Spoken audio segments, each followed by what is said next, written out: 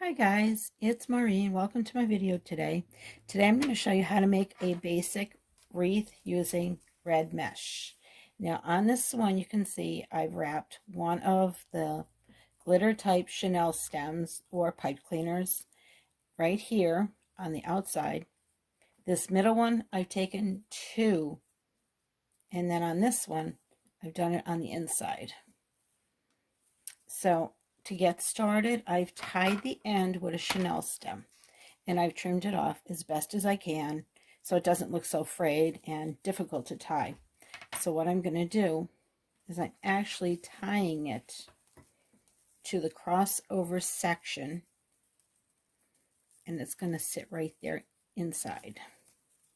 You just twist it maybe about 3 times, and remember you can always cut these Chanel stems off later if you want to, or what I do is I'll take a pen or pencil and I'll make a little twist, and it's kind of a little extra decoration. Now what you do is you're going to take it from that point and you're going to measure it to maybe the next section up and a little bit more, like a half, and then you're going to just poof it up like that, and you're going to tie your Chanel stem. And don't be afraid to fix it later on. It's very simple, very easy. And if you're using wire ties, those you have to leave loose till the very end so you can tighten them all at once later. And with these Chanel stems, if you have to move them, at least it's loose enough you can do that. And we're going to take and go to the next one, maybe like 2 up from it. And we're going to tie it right here.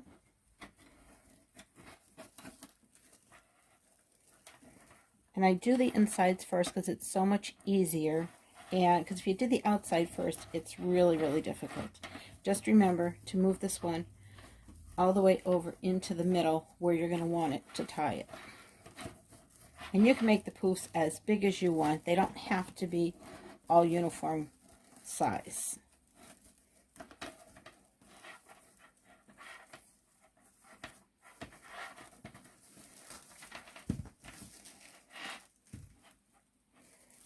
We're going to take that one and we're going to measure up all the way up and around to this one, and then we're going to tie it right here.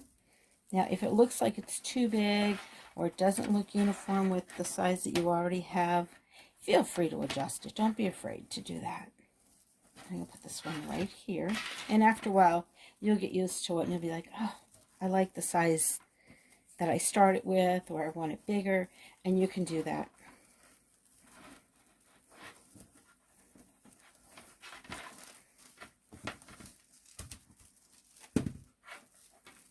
And I have to say, I'm just getting used to doing all the videos, so just bear with me as I try very hard to get the recordings right and filming correctly for you to be able to see.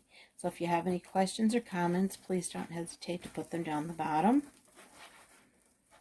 And this doesn't take very long. It goes very quickly, and the more you practice, the better off you'll be.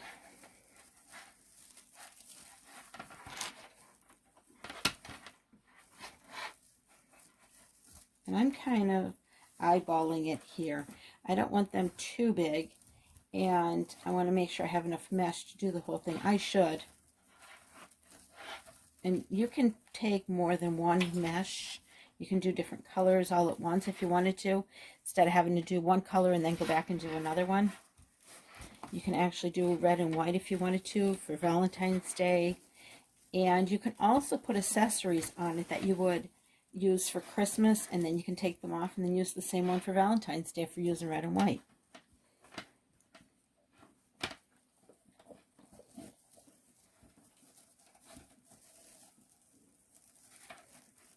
And see how fast we have gone through the first level.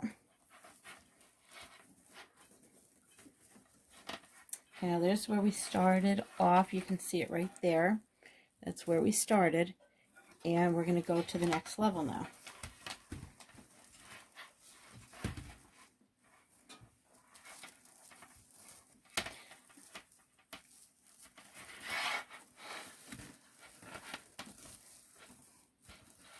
And you can also spray paint your wreath forms. This one is one from the Dollar Tree. It is $1.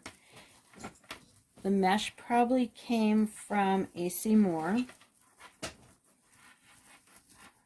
And you don't have to make a big wreath. I can't make real big ones because they can't fit between my storm door and my main door. So if you have that problem, just make them a little bit flatter. The next one is going to be right here. And move them around. Make it your own. I'm going to tie this one. And what I've done is I've gone all the way around, and you can see the whole entire wreath is done. And what I'm going to do is I'm going to show you just how you can just kind of puff it up here. And don't be afraid to grab the ends and just fill it all in, just like this. You can start with the ends if you wanted to, if that's easier for you.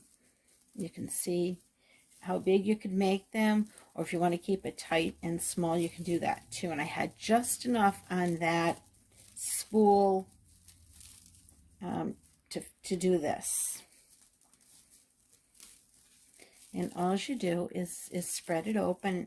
And if you need to put another color, you can do that. Or if you want to put more red, don't be afraid to do that, because you can actually see the black wreath through if it's too thin or if you stretch it too much. But I'm going all the way around just to fill it all in. And I'm going to do the second row the same way.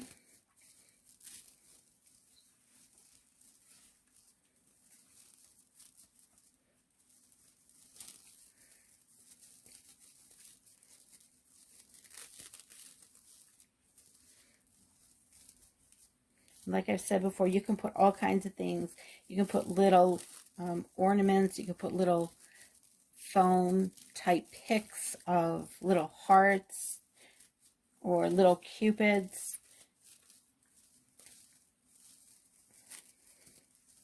And now we're doing the middle section.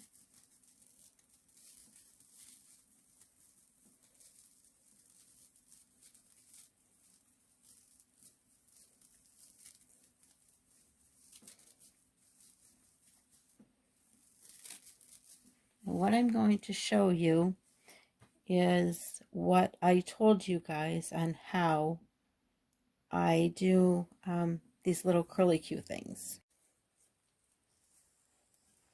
So as I was saying, in the heat or even in the cold temperature, it does affect your hot glue.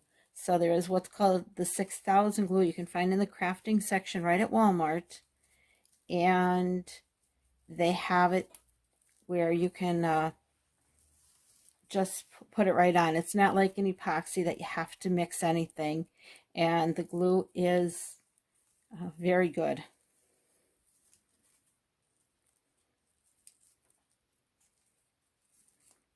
And if any of you have any questions, just let me know. And just keep filling it in. And you know, if you have any stuffed animals, you can actually add them also.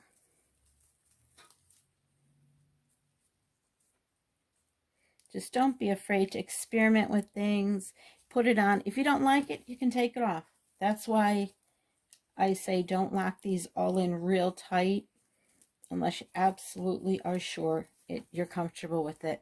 Because a lot of times people look at the wreaths and they don't like them. Or they're posting it on Facebook, what do you think? And if you're not comfortable with it, that's where the problem comes in. It's not what anybody else thinks. You do whatever you can. And this is the finished product here. And as you can see, I will be adding more to it. And I will be recording that video. So until next time, thank you so much.